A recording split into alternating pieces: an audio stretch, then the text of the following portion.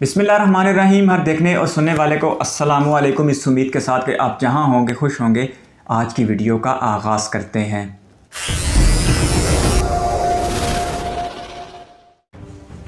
Russia versus Ukraine country comparison. एक ऐसे वक्त में जब ये दोनों ममालिक जंग के बिल्कुल दहाने पर खड़े हैं, ये मौजू और भी दिलचस्पी का बायस हो जाता है।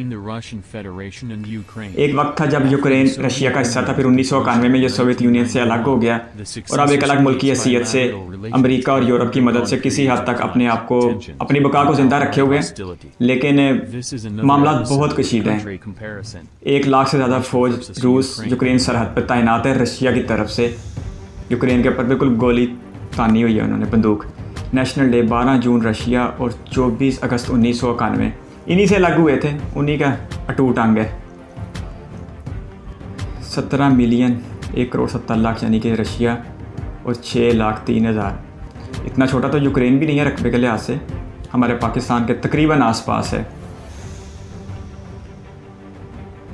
Federal semi presidential, unitary semi presidential. Ukraine America और यूरोप के सर पे काफ़ी हद तक रूस के ख़िलाफ़ हो गया, लेकिन आने वाले वक्तों में लगता नहीं है कि ये ज़्यादा देर चल पाएंगे। मॉस्को उस तरफ और केफ दारुल हुकूमत यूक्रेन का। ये खित्ता फिर एक बार प्रॉक्सी वार का मरकज़ बनेगा। पॉपुलेशन 14 करोड़ 60 लाख रूस और 4 crore 30 lakh Ukraine. Literacy rate दोनों बराबर, ज़बरदस्त। यूक्रेन वालों ने रूस से आज़ादी हासिल करके भी पढ़ाई लिखाई पे अच्छी खासी तवज्जो दी। लिटरेसी रेट ज़बरदस्त, 99 पॉइंट पर से भी ज़्यादा। जीडीपी 1.60 ट्रिलियन रूस और 203 बिलियन यूक्रेन। ये छोटी पर आबादी के लिहाज से फिर भी ठीक है, 4 करोड़ की आबादी। मिलिट्री दूसरे नंबर पर तगड़ी फ़ौज है रशिया की और 22वें नंबर पर यूक्रेन की है। रशिया के मुकाबले का तो तसव्वुर भी नहीं है। अगर नेटो और यूक्रेन की हिमायत में आ भी गया तो वो कितना अर्सा लड़ लेगा। इससे पहले नेटो ने अफ़गानिस्तान में क्या किया, कितनी कामयाबियाँ समेटी। इसलिए नेटो की आस पे रह के अगर यूक्रेन मॉस्को को, रूस को आंखें निकालेगा तो यकीनन अपना नुकसान उठाएगा। एक ऐसे वक्त में इस वक्त जब हम ये वीडियो बना रहे हैं, पुतिन इस वक्त बीजिंग में मौजूद हैं, जहाँ वो चाइनीज़ सदर से मुलाकात भी करेंगे और यकीनन ये मामला भी ज़ेरे बहस आएगा। रशियन एयरफोर्स, यूक्रेनियन एयरफोर्स, कोई मिलिट्री रैंक में कहाँ दूसरा नंबर पे रूस और कहाँ 22वें नंबर पे। तो मिलिट्री की तो बात नहीं है, बाकी देखते हैं दूसरे कंपैरिजन में। इकॉनमी जिस तरह लिटरेसी रेट देख के बहुत अच्छा लगा, वो बराबर का है। तो नेवी में तो आसपास भी नहीं आएगा। अमेरिका एक बार फिर इस खित्ते को जंग में धकेलना चाहता है। Top allies Bharat, China, Russia के और अमेरिका और तुर्की यूक्रेन के। तुर्की की भी समझ नहीं आती, जिस तरफ उसके मफादात फिट होते हैं उस तरफ सेट हो जाता है, चाहे वो कोई भी मुल्क हो। एक्सपोर्ट 466 अरब डॉलर की रशिया की और 68 अरब डॉलर की यूक्रेन की। पाकिस्तान से तो फिर भी ज़्यादा है।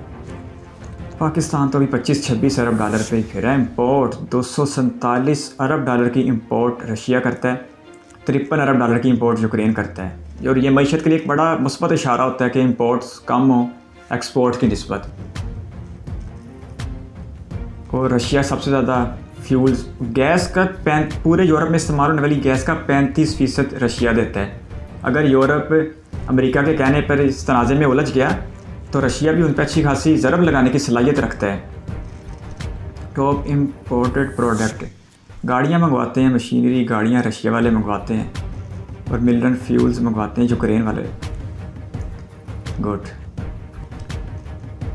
415 मिलियन टन की कोयला रूस निकालता है अपनी सरजमीन से और 31 मिलियन टन एक साल का यूक्रेन निकालता है।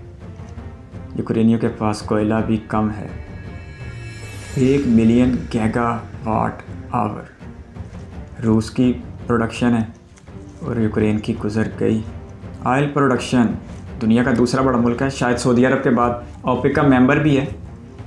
और बस ब्लैक गोल्ड है जी टका के, रशियन रबल करेंसी और हाइवेनिया दोनों ही कभी हमें आई नहीं, इसलिए पता ही नहीं है, ना ही इनका कोई पाकिस्तान में लेन देन। 568 USD रशिया और 490, ये तो बिल्कुल ठीक है, इतना फ़र्क है नहीं वैसे। पॉवर्टी भी यूक्रेन में कम है, गुर्बत यूक्रेन में कम है रूस की निस्बत, ये थोड़ा सा अजीब लगा सुन के। फिर रूस में गुर्बत ज़्यादा है यूक्रेन की निस्बत, 3.7% पे है, यूक्रेन में 3% है। किसी किसी मामले में यूक्रेन ने भी तरक्की की है। सेंट बर्सिल कैथेड्रल, ये बड़े मशहूर मकाम है, मॉस्को में है शायद। और इधर से ये की लावरा, ये भी कोई मकाम ही लग रहा है इनका, तफरीही। नेशनल एनिमल ब्राउन बियर रूस का, और कॉमन निगटन गिल, मादरे चाहता हूँ अगर लफ्ज़ सही नहीं पढ़े जा रहे। पॉपुलर फूड पिलमनी रशिया का, और बोरचस्ट यूक्रेन का, कभी नाम ही नहीं सुने, बिल्कुल नए हैं। फुटबॉल रशिया ने तो 2018 का कप, इसी में फीफा का वर्ल्ड कप रशिया में ही हुआ था, लेकिन इतनी कोई बड़ी कारकर्दगी अभी तक देखने, इतने ज़्यादा जीते नहीं इन्होंने। ओलंपिक में रशिया का रिकॉर्ड यूक्रेन से बहुत बेहतर है। वो इसलिए होगा कि रशिया ज़्यादा फील्ड्स में खेलता होगा, ज़्यादा तरह की गेमों में शिरकत करते होंगे रशिया वाले। तिजारती बहरी जहाज़ 2800 से ज़्यादा रूस के पास हैं और 400 यूक्रेन के पास हैं। रूस को गर्म पानियों के समुंदर भी बड़े याद आते होंगे। पाकिस्तान के हवाले से बात कर रहा हूँ। एयरपोर्ट्स 1218 एयरपोर्ट्स रशिया में और 187 एयरपोर्ट यूक्रेन में, बहुत थोड़े हैं रूस के मुकाबले में।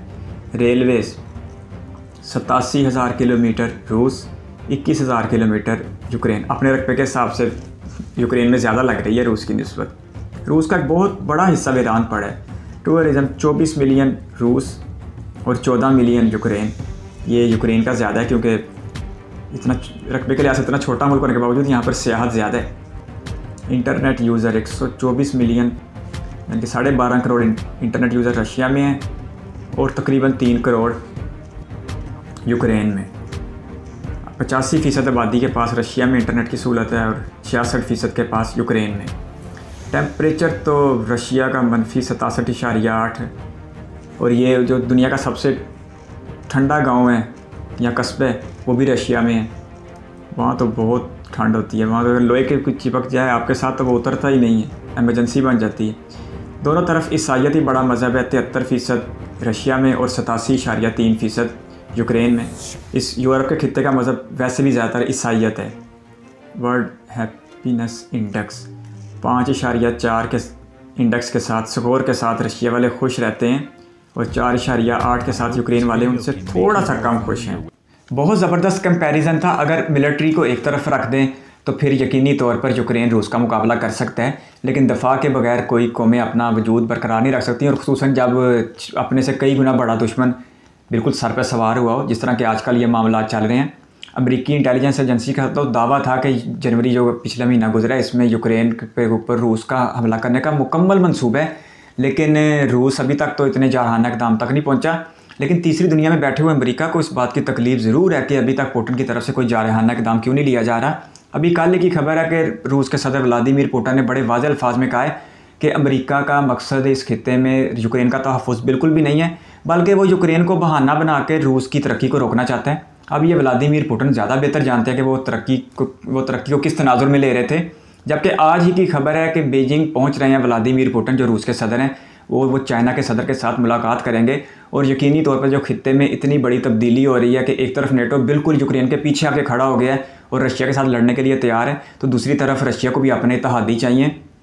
ईरान की सूरत में आप देख लें कि पिछले दिनों इब्राहिम रईसी ने रूस का दौरा किया, उन्होंने बड़े जारहाना अंदाज में दोनों शरीकैन की गुफ्तगू हुई। इसी तरह अब रशिया के सदर चीन के दौरे पे हैं, तो वो शी जिनपिंग से मिलेंगे चाइना के सदर से, तो यकीनी तौर पर इस मौजू के ऊपर बात होगी। जबकि हमारे पाकिस्तान के वज़ीर-ए-आज़म इमरान खान साहब भी इस वक्त चाइना के दौरे पे पहुंच गए हैं, तो खित्ता यकीनी तौर पर बहुत तेज़ी से तब्दील हो रहा है। इन सब हालात को देखते हुए हम यकीन के साथ कह सकते हैं कि मशरक़ी खित्ता बहुत तेज़ी के साथ तब्दील हो रहा है और अमरीकी असर और रसूख अब तकरीबन ख़त्म तो नहीं कह सकते, लेकिन अच्छा खासा कम होता दिखाई दे रहे हैं। एट दी एंड हालात अगर यही रहे तो अमेरिका के पास अरब के चंद ममालिक और हमारे प्यारे हमसाए भारत के सिवा शायद इस खित्ते में कोई इत्तेहादी भी ना मिले। आपके कीमती वक्त का शुक्रिया। अगर आप भी किसी वीडियो पर रिएक्शन चाहते हैं तो अपनी कीमती राय कमेंट बॉक्स में ज़रूर दीजिएगा। अल्लाह हाफिज़।